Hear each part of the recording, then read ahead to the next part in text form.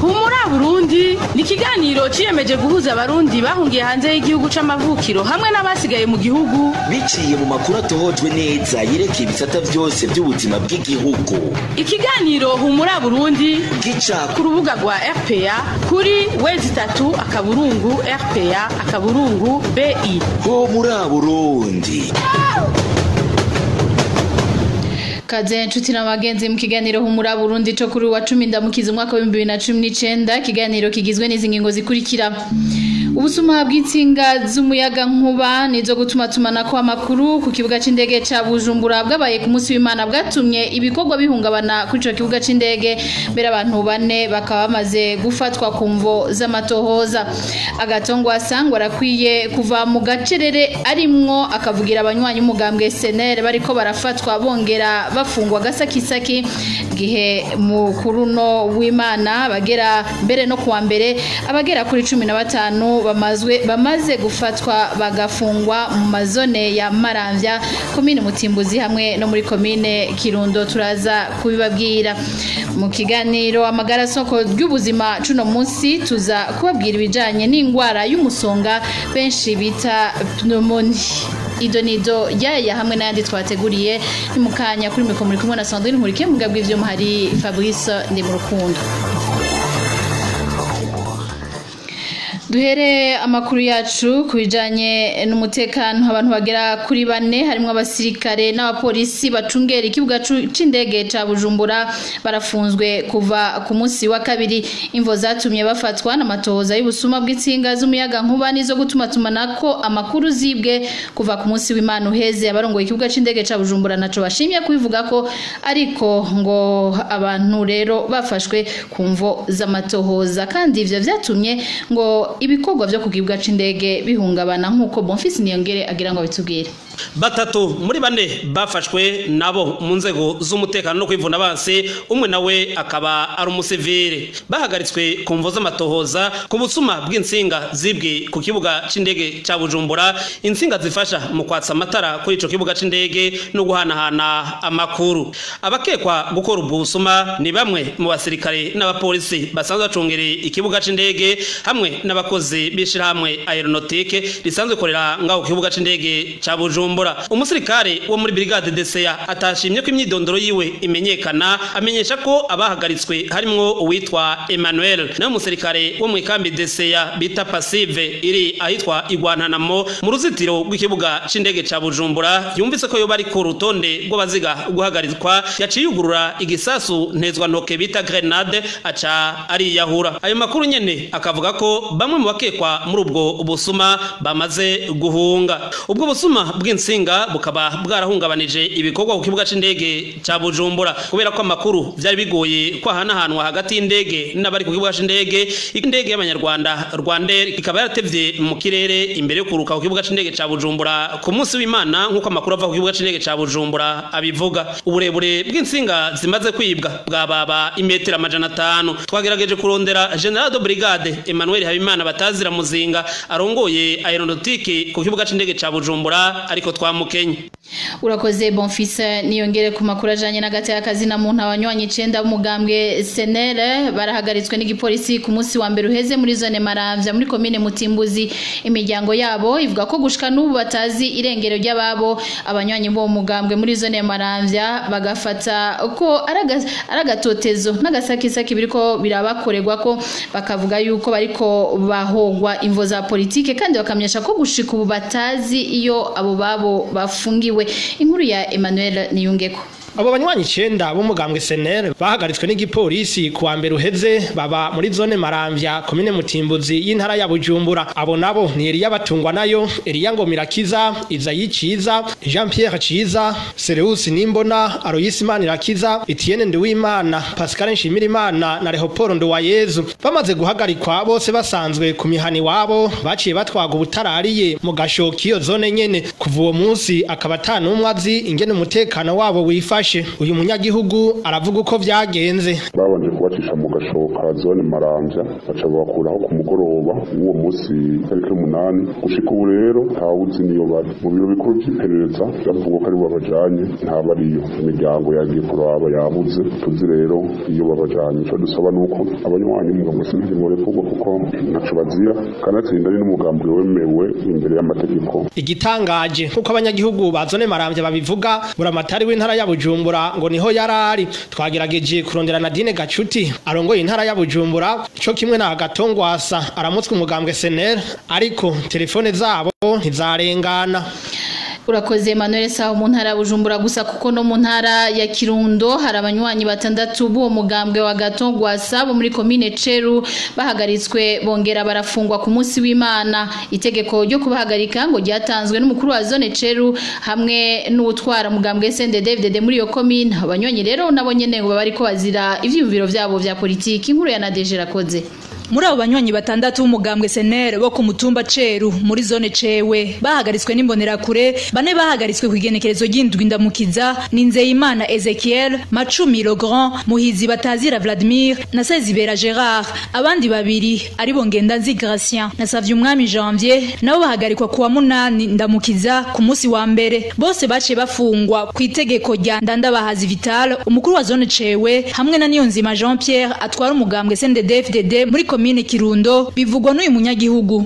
Ku munsi wa Mungu twaratangaye ubujeje intwaro ku mutumba wa Ceru hashikira ahantu turi nta migambwe yari irimo abantu bose bari bahari imigambwe ivanze ashika afata mu kanigo umwe muri twebwe amwita yuko turi turagira ngo amanama hanyuma amwikuye ubwo nyene haciye haza imbonerakure zitangura kuyora aho ziyora ziba zifashe abashika kuri 4 ubwa mbere baca bashira chef de zone arafunga hakaba n'abandi bagiye barafatwa umwe atigeze n'ahakandagira. Abanywanyi b'umugambwe SNL bavuga ko atakindi bariko barahogwa atari vyumviro vyabo vya politike. Murumva yuko ari uruhige rudasanzwe ruriko turakorerwa kandi tuzira ivyumviro vyacu. Nta kintu na kimwe bafise batwagiriza abajejwe intwaro bakorana n'imbonerakure nibo bariko barabikora kandi ntitubona neza iyo turiko turaja mu gihe okwihanganiranira tubona nego vyanse. Amakuru dukura kuri uyo mutumba Ceru amenyesha kandi ko 3 muri abo banywanyi b'umugambwe SNL bafungiwe mu gashoka parke ya Kirundo abandi 3 nabo bakaba bafungiwe mu gashoka igipolisi c'Inyamiramabi mu Kirundo. Kubijanye n'iryo fatwa ry'abo banywanyi b'umugambwe SNL RPA twagerageje kurondera musanteri wa commune Kirundo hamwe n'urongoye umugambwe SNL Agatongwasa turabakena.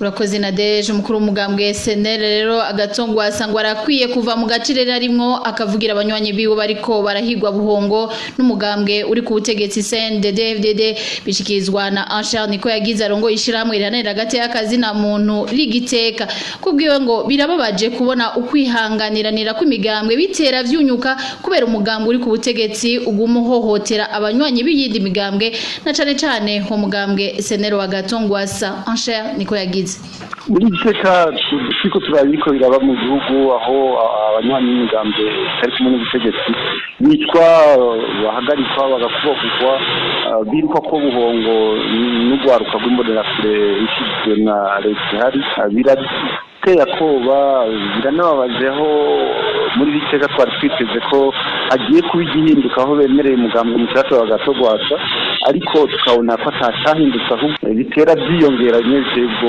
tubagira tuti rero leta y'u Burundi yariko kwikubita agati ikerekana amafungo kiruka abarundi n'amafungo ko ifite igomba guhindura iriko irahindura ubwifata ikorane n'indi migambi kuko kuba yari yerekanye ko yemeye umugambi mushasha kandi byaboneka ko inguvu mu gihugu wamengo novuga ni intambwe itewe mugabo uriko araba ko kwemerera ugashabuza gukora igihe cyane cyo wari wemeye kwere tuvuga ati leta nyawuna yari kwiye kwikubita agati ireke imigambwe ikore yidegenza habe amahiganwa bareke kumuguma bakubagura bita batoteza babo bita ko batari kumwe nabo tugahamagarira ndetse mbere no muperezida w'umugambwe Agatongwasa atabaza nawe nyine ko abiyo babumariye atabaza amakungu afata leta y'u Burundi agira icyo akora kugira ngo nukuri bareke kuguma baburaguza abanyarwanda aronke uburyo bwo gukora yidegenza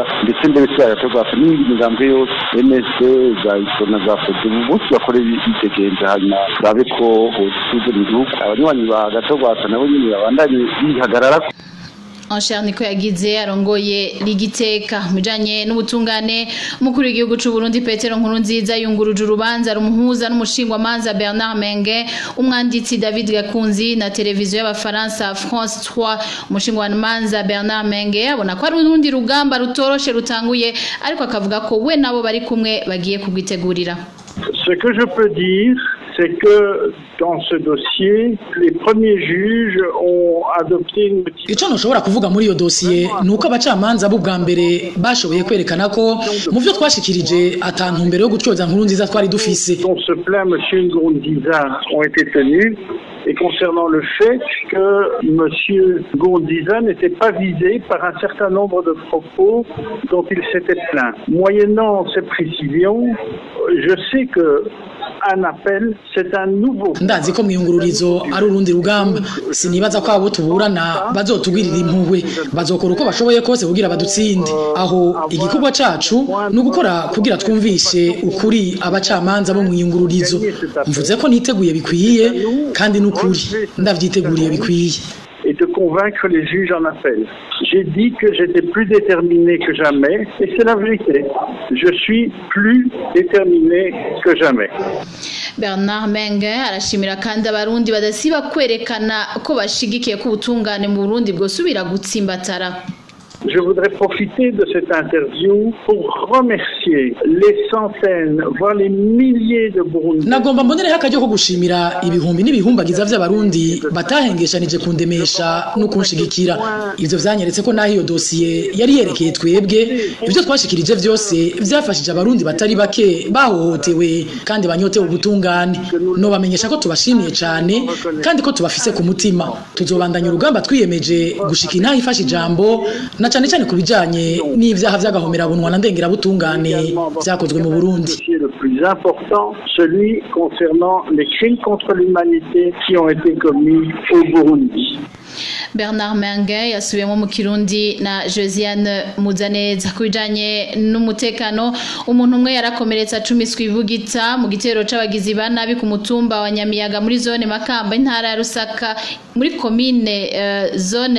komine Rusaka ni muri zone Makamba aho ni mu ntara ya Mwaro hari kuwa mbere uheze abasuma rero bakabagiye mbere bamusahuye ibintu bitari bike abajeje intwaro kuri uwo mutumba bakamyesha yuko amatohoza yatanguye. Abo basuma baje kwiba nk'igihe cy'isaha 6 z'ijoro muri ico gitero c'abo basuma barakomerekeje umuntu umwe bongera bariba mu maduka bagenda batwaye amahera n'ibindi bidandazwa. Umwe mu banyagihugu bahinyamiyaga amenyesha ko abo baje kwiba baje bambaye impuzu z'igipolisi n'iz'igisirikare.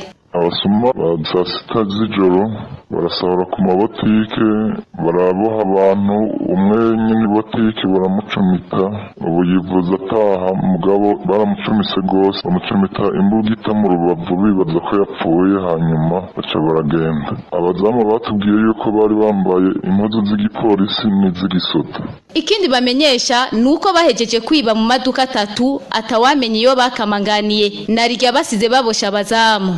Wabonye iyo bajanye kuko basize babosha abazamu bivye ku mabotike 3 iyindi yabananiye kubomora kuko hari ku muryango w'icuma. Umukuru wa zone Makamba amenyesha ko abanyagihugu ko ari kwaragira amatohoza gushika ubu hakaba hataramenyekana bakoze ubwo busuma. Chef de zone yavuze ngo ariko aratohoza ntaratubwira ivyo ari byo ntaratubwira abo bantu abari bo.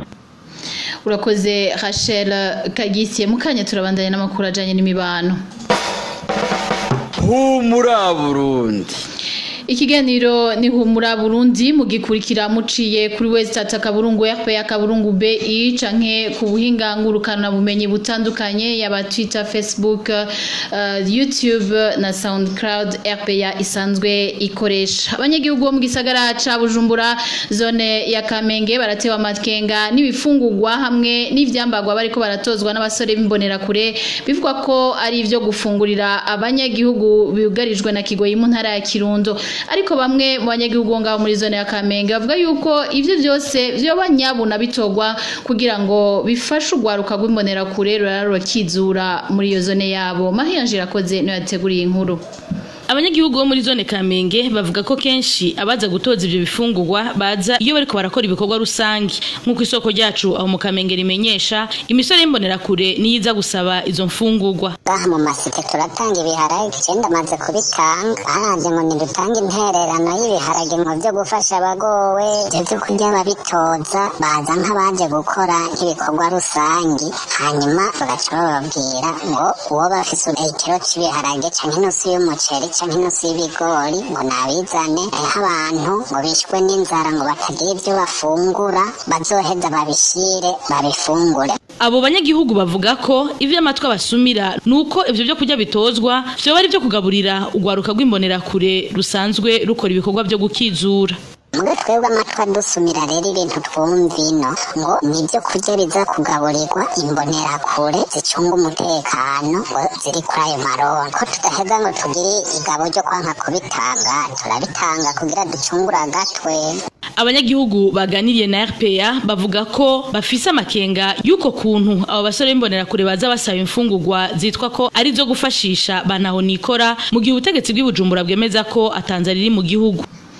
Urakoze Marie-Ange kubijanye n'intwari bereye amabariyeri ari kwibarabara rikuru RN7 riva ku Musaga rija mwijenda hamwe no kwibarabara riva mu gisagara hagati rigisororezo arabangamiye uruja n'uruza rw'abantu bakoresha ayo mabarabara.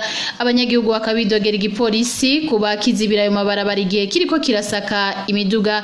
Ivyo bikorwa bikaba bimaze ukwezi kurenga bibera kuri ayo mabarabara. Viki Kase n'interetse ni wabitubwira. Kwibarabara rikuru RN7 igipolisi kijejwe uruja n'uruza cashize bariyeri kuri station ku Musaga hamande ikigo warisi. Abanyagihugu biyunguruza bakoresheje iryo barabara bavuga ko nk'igihe cy'isaha 12 iyo batashe bavuye mu mirimo yabo ya misi yose mu gisagara ca Bujumbura basanga igipolisi categereye imiduga kuri iyo bariyeri kiriko kirasaka. Ivyo bikorwa ngo bituma uruja n'uruza muri iryo barabara ruhungabana. Iziduze baradedagutsa abantu bakabakurayo iziduga ku mugoroba dizutera n'izizonga muri rirare iziduga Kamesa Buhonga Basekeza izo barasopa no munsi y'intu moteri basopa mu modoka canke imamoto ariko izimanuka ntibigera bazisopa. No kwibarabara rigisororezo naho nyene igipolisi carashize bariyeri. Iyo bariyeri kayibangabiye abanyagihugu babisororezo no micungararo yaho. Isororezi iyo bariyeri irahari hajya munsi yo kubumwe ujabuka isororezi arabazibira 18 igeze musubira kuduga urumva baca bashiraho vya bitsinga ageze ku mugoroba umunyagihugu ntarengara urumva baca barinda kuzunguruka bakaduga ariya kwikoreje hamwe ku bugazi bagacasira bakamanuka. Abanyagihugu bakoresha ayo mabarabara basaba igipolisi korohereza uruja n'uruza rw'ayo mabarabara. Twarondeye Fredy Mbonimpa umukuru w'igisagara ca Bujumbura akaba yatubwiye ko ari mu rugendo rw'akazi. Urakoze Vicky Chris tuve mu gisagara ca Bujumbura tuje mu ntara ya Cankuzo kuri aya makuru y'intwari bereye nyene. Ubuyobozi bw'ishure shingiro Mwirusi muri commune Mishiha iyo ntara ya Cankuzo aratunga gatoke n'abagenzi be hamwe n'abari muri komite nshingwa shure kubanyuruza akongera gakoresha uko yishakiye amatungo y'iryo shure. Akarorero ka hafi ngo nibitungwa aherutse kugurisha ata muntu numwe agishije inama. Inkuru ya Josiane Muzaneza.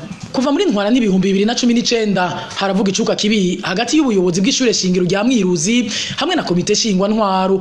Ico cuka kikaba kiva kukungena umuyobozi w'iryo shure agomba kwigarurira ubutunzi bw'iryo shure akanabukoresha uko ashatse atabagishije inama nk'uko umwe mu bagize iyo komite shingwa shure yavyiganiye RPA. Ishure rya risanzwe ritunze ingurube zitari nke ariko mu kwezi guheze umuyobozi yagurishije ingurube zine kandi komite atavyo tuzi atatugirisha inama ngo tumenye icyo agiye kuyakoresha. Bagize ngo baramubaza ico yakoresheje ayo mafaranga uyo muyobozi yababwiye ko atabubaca bamufise ko mbere acategeka ko n'ibitungwa bisigaye bigurishwa nabo baranana. Nyuma yaratanze itegeko ko ingurube imwe yari isigaye nayo nyene yongurishwa ariko twaravyanse abonye tuvyanse aca twitwarira kunyemera mabi. Ico kibazo twarayishikanye mu buyobozi bw'indero muri komine ariko n'ubu nta kiravamwo kandi ntacyo twiteze rwose kuko asanzwe akomeye mu mugambi uri ku butegetsi nk'uko nawe nyine avyivugira. Ayo mabanga akomeye avuga ko afise mu mugambwe nayo kuba ari mu nama mpanuzwa jambo ya komine Mishiha. Muri kino gihe abagize komite shingwa shure basaba ubujejwe indero ku rwego rw'intara gukora ibishoboka vyose kugira ngo iyo ngendo y'iyo muyobozi ihagarare ibintu bitarayangara. Uruganda rwa RPA rwarondeye Mbaza umutima Pierre arongoye ishure shingiro rya Mwiruzi ariko telefone yiwe yahamagara hakabura uwitaba. Urakoze Josiane Muzaneza. Tuvenga mu cankuzo hirya yaho gato mu gihugu ca Tanzania impunzi z'abarundi ziri mu kambi ya Nduta zamenyesheje icesu urongoye iyo kambi ko atamutekano wafise hari mu nama yaremeshejwe n'uwo mukuru w'ikambi ku munsi wa gatatu. Impunzi rero ikaba zasavye ko zokwemererwa kuja kurondera ubuhungiro mu bindi bihugu. Imvugo ariko yurongoye ikambi ikaba itashimishije izo mpunzi. Inkuru ya Baltazar Miburo. Impunzi z'abarundi ziri muri iyo kambi zimesha ko zatangajwe n'imvugo z'uyu abarongoye. Hakubahumuriza ku mabi amaze iminsi yibonekeza yababwiye ko ingingo ruhasha zigiye gufatirwa abatoroka ikambi baja mu bindi bihugu ngo baba bariko basuzuguza igihugu cabahaye ubuhungiro. Yagabishije ko abubatse amazu atarayasere ko nayo agiye kubomogwa. Akaba yanagabishije abatanga amakuru ku maradiyo yise ivyaduka. Abari muri iyo nama ngo bariye umutima amenyo bamubwira ko bo bareka bakaja gusaba ubuhungiro ahandi. Ubundi mugabo nacavuga ati kweri Tanzania nta mahoro ifise kuko Tanzania kuko mu bihugu ari ifise amahoro ntituba tubayeho. Rero ikintu cyiza gishoboka tugutumye ni uko uno munsi wombene ukavugana na leta mukatureka ntacyo tubasabye. Impunzi zishobora kumva igituma izindi mpunzi zahungiye mu bindi bihugu byinshi bitandukanye z'abarundi zitekanye, ariko uno munsi abari mu kibazo usanga impunzi ziri muri Tanzania tunamaja tubona na UN iri mu gaciro kadasanzwe umenga ntibinezwe biriko birashikira impunzi no munsi. Ikindi bamubwiye nuko batobandanya babahadikiriza gutaha kuko bazi neza ko mu Burundi atamahoro ariyo. Kenyezi ababaye cyane yamubwiye ati by'ukuri twebwe turavugana n'abantu bari bahungukiye mu gihugu cy'u Burundi ibiziga byiriwe biratoba mu nzira. Turatangazwa cyane n'ukuntu mugwa muza kirasiku mutubwira ko mu Burundi hari amahoro. Ati rero icyo twosaba nuko mwokora ibishoboka byose mukaduha uburenganzira kugira ngo tujye kurondera ubuhungiro mu bindi bihugu. Urongoye ikambi ya Nduta yarangije abasaba gutunganya amarondo ku mvo z'umutekano. Humura Burundi. Igice ca kabiri c'aya makuru cahariwe amagara soko y'ubuzima uri wa gatatu. Uyu munsi bagira batubwire ingwara y'umusonga bita pneumonie mu gifaransa uko imeze, uko umuntu ashobora kuyandura mbere n'ingene yoyirinda. Ikiganiro twagiteguriwe na Onesime Dushimagize.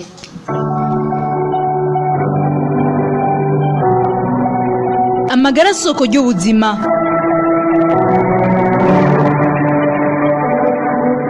Amagara soko y'ubuzima ni ikiganiro gica ijya nino indwara zitandukanye ibizitera n'uburyo twozikingira.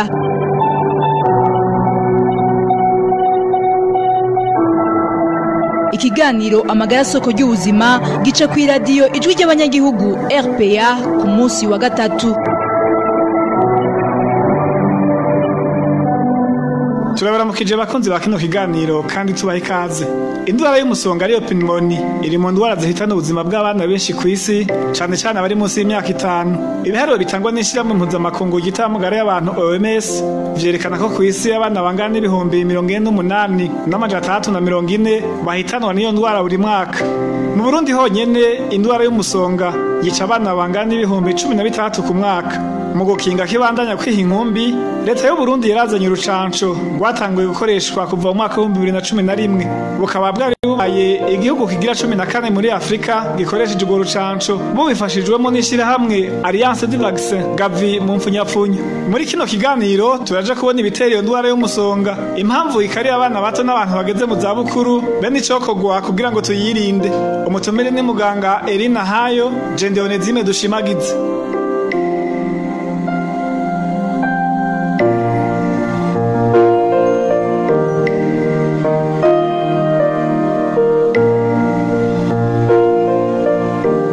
y'umusonga n'indwara ibangamira cane cane abana n'abantu bageze mu zabukuru. None iyo biterwa n'iki? Umutumire wacu muganga Erina Hayo aratwiganira bimwe muri byo. Biterwa na microbe umugera nk'uko umuntu bivuga. Mu bisanzwe umuntu ameze neza arafise ingene umubiri wiwe urwanya indwara, mugabo haraho kumbura aba yarushe kubera akazi kenshi yakoze canke kubera n'ibindi turaza kwibona, uco usanga habaye deséquilibre singe n'umuntu bivuga mu Kirundi, hama ugasanga wa mubiri we ntiwirwaniye neza, ugasanga iyo ndwara iravyutse. Muri ico kintu rero gituma kumbura umuntu agwara umusonga, cambere coco ni nk'abarya abantu ubona banywa itabi. Iyo umuntu anywa itabi ntaheza umubiri wiwe ngo yirwanire neza. Hariho ibintu bituma umuntu yirukana izo microbe, mugabo kubera anywa itabi ibyo bintu bica ntibikora neza, hama ugasanga umuntu rero kubera iyo tabi anywa aragwara umusonga. Hari n'uwundi muntu wewe anywa inzoga, nawe nyine ico kimwe. Unyoye inzoga nyinshi zigatuma umubiri wawe utirwanira neza. Canke umuntu yarasanzwe azi kumbure ko agwaye diabete, hama ntafate imiti yiwe neza, canke imiti yiwe ikananirwa, ntagende kuraba muganga n'ingoga, nawe nyene arashobora kurwara umusonga. Canke uwundi kumbure agwaye sida, yanduye umugera wa sida, hanyuma rero ntabe aratangura gufata imiti, canke iyo miti ikananirwa, nawe ntashobora kurwara umusonga. Aho kenshi na kenshi rero usanga ari umusonga ugenda ugaruka naho bamuvura. Urumva rero hariho microbe niko biri mu mubiri, mugabo mu mubiri usanzwe umengene ubigwanya, mugabo mu mubiri hari unaniwe rero niho haca haza iyo ndwara, kanaberetse ibintu bituma yuko ubutirwanira neza n'iryo tabi, n'izo nzoga, n'izo ndwara zindi z'ivyaduka twavuze.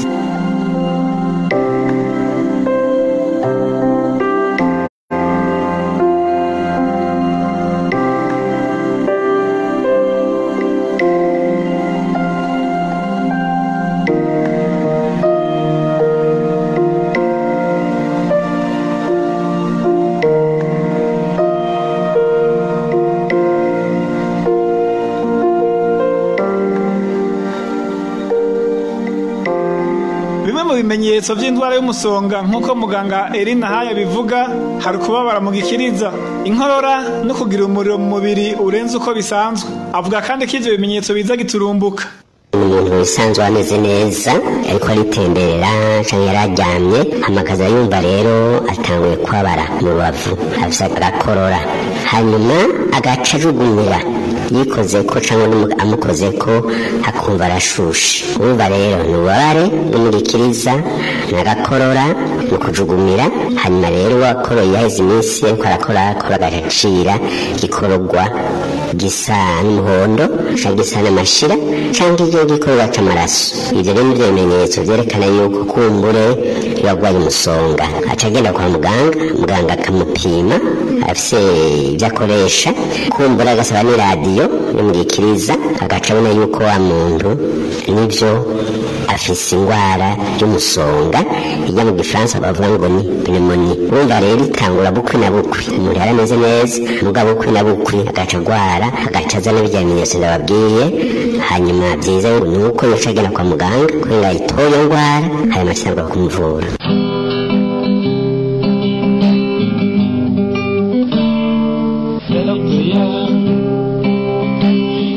Abanyagihugu Efea ni iki ryanje ryatwese ni iki ry'abanyagihugu. Naho iyo ndwara y'umusonga ikari abana gusumba abakuze, muganga avuga ko ibimenyetso ari bimwe kuri bose. Ibimenyetso ni bimwe, mugabo kumbure umwana ari natabivuga wewe, mugabo n'umuvyeyi ariko arabakabona nk'umwana arakorora, arashushe, kumbure yocagira ati hinge ndabe koko atoba ari umusonga. Cane yuko uwo musonga ku mwana urakunda gushika kurusha ku mukukuzi. Hanyuma rero iyo atavuwe n'ingoga no kumwica urashaka kumwica. Nico gituma rero umuntu yoca abonye yuko umuntu atanga gushuha cane, usanga ashushe aturira amukozeko, cyangwa ugasanga umwana yarushe ahema nabi ikindi nibagiye cerekana yuko umuntu kumure afite umusonga ukomeye aca ahema nabi hama ico gihe byiza nuko iyo umuntu yoca agenda n'ingoga muganga nawe acamuha imiti iriho kugira ngo yangwara ntikomere binamutwara.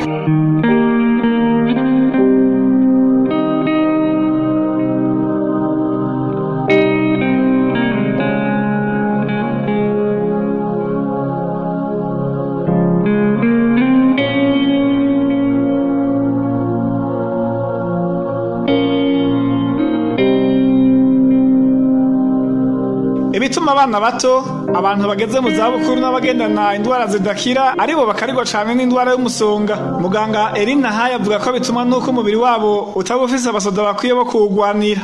Abana bakiri bato n'abatama iyo ngwara irabakarira kubera yuko umubiri wabo utafise inguvu zikwiye bwawigwanira kwa kundi. Mugabo iyo ngwara rero dusubire tuyivuge irafata abana niko mugabo irafata n'abakuze irafata n'abakuze bamwe nakubwira bafise za ngwara zindi zica zivyura ndiyandukira kuko umubiri wiwe uri ufise ingorane. Hanyuma mbwo pneumonia umva navuze pneumonia sanzwe hariho na pneumonia iterwa n'igituntu.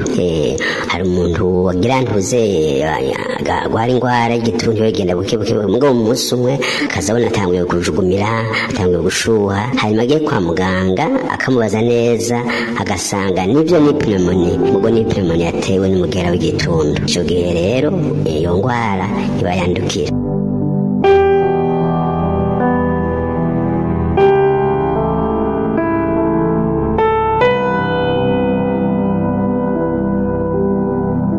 Indwara y'umusonga ni indwara ivurwa igakira mbere n'imiti yayo iraboneka nka hose ku mavuriro. Hano muganga aratubwira bimwe mu byo umuntu yoba yifashisha mu gihe ataba arashika kwa muganga.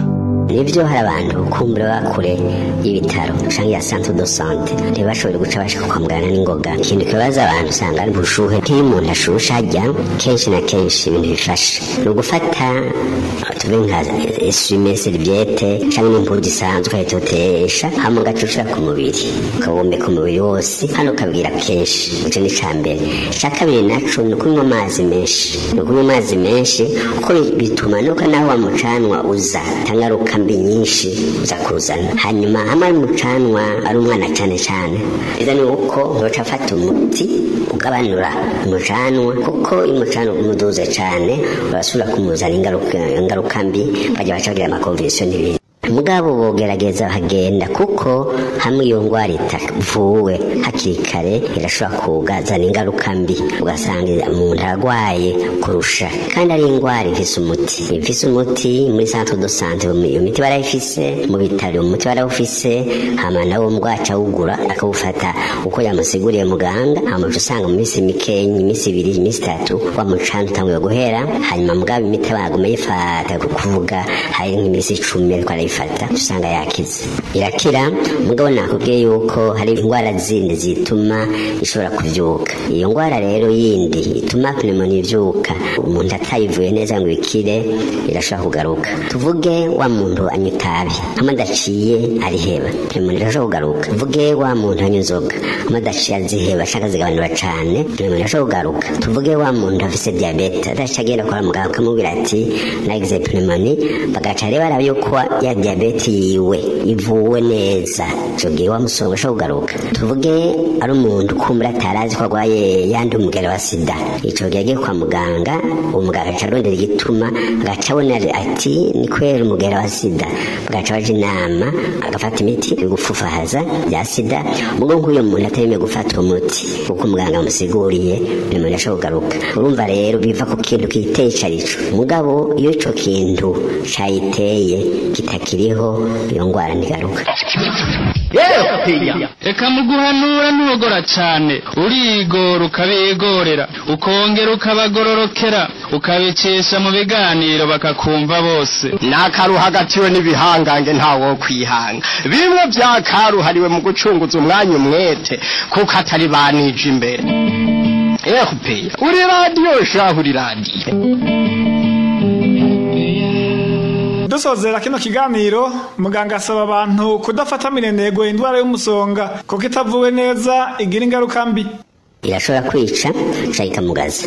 Iyo umuntu agwaye ntabyo gusina biri mugo cyane cyane n'abakuze bariko batwumviriza bomenya ko iyo ngwara umuntu ayigwaye atazo gufata imiti by'avuga ni antibiotique agazifata uko muganga amusiguriye mu gihe yamubwiye, kuko amadafashe neza uwo muti uko muganga yamubariye wamugera ucunanirira imiti ugasanga mbere n'imiti yo mukiza iraheze hamugasanga kumbure n'ingaruka mbi ugasanga yamumugaje yatumye umuntu atagihema neza, yatumye umuntu aguma korora cira ibintu bisa nabi. Urumva rero umuntu atwumviriza akavuga ati umiti wambwe kumfata imisi 10 tezo kubimara kuko ndayimaze ingaruka mbi ni nyinshi. Hanyuma nk'iyo ariko arafata imiti amakabona vyamenyetso vy'ingwara ntibiheze, naho nyende nugenda bukuna n'ingoga kuraba muganga akamubwira ati muganga nawe ampaye imiti nguma nshuha nguma nshira ibintu bisa nabi. Icoge muganga acarondera kumbura umuti wundi amuhindurira amugasanga umuntu arakize.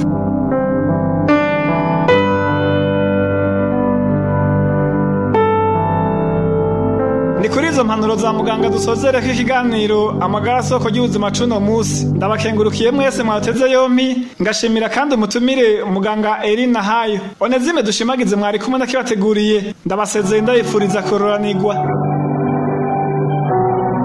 Cari ikiganiro amagara soko y'ubuzima mutegurirwa na Radio Publique Africaine ijwi ry'abanyagihugu.